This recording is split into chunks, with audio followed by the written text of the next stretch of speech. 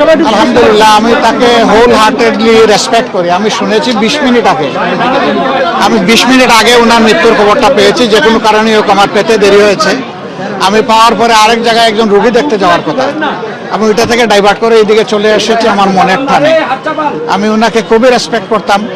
উনি তার পেশাগত জীবনে খুবই স্বচ্ছতার সাথে দায়িত্ব পালন করেছেন এবং তিনি অত্যন্ত উঁচু মানের একজন সিনিয়র আইনজীবী ছিলেন। তার আইনের জ্ঞান যেমন ছিল, তার মধ্যে স্বচ্ছতাও তেমন ছিল। এই দুইটা জিনিস অনেক জায়গায় পাওয়া কঠিন। উপদেষ্টা হিসাবে তিনি এই পদে আসার পরে, দায়িত্বে আসার পরে আমরা একসাথে অনেক সময় বসেছি, কথা বলেছি। তাকে মনে হয়েছে যে একজন খাঁটি দেশপ্রেমিক মানুষ উনি। আর উনি 5 ওয়াক্ত নামাজি মানুষ ছিলেন, সবচেয়ে ভালো যেটা আমার কাছে লাগে। একসাথে অনেক জায়গায় আমরা নামাজ পড়েছি ওনার সাথে।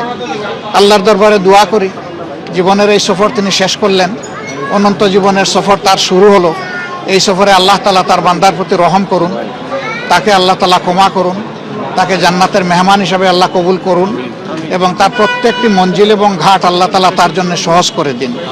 আর আমরা সকলেও মৃত্যুর কথা চিন্তা করে আমাদের জীবনকেও সুন্দর করার চেষ্টা করি। এরকম দুনিয়ার সব কিছু সারফেসে থেকে যাবে, আমরা চলে যাব মাটির পেটে। তো মাটির পেটটা যেন আমাদের জন্য অনুকূল হয়।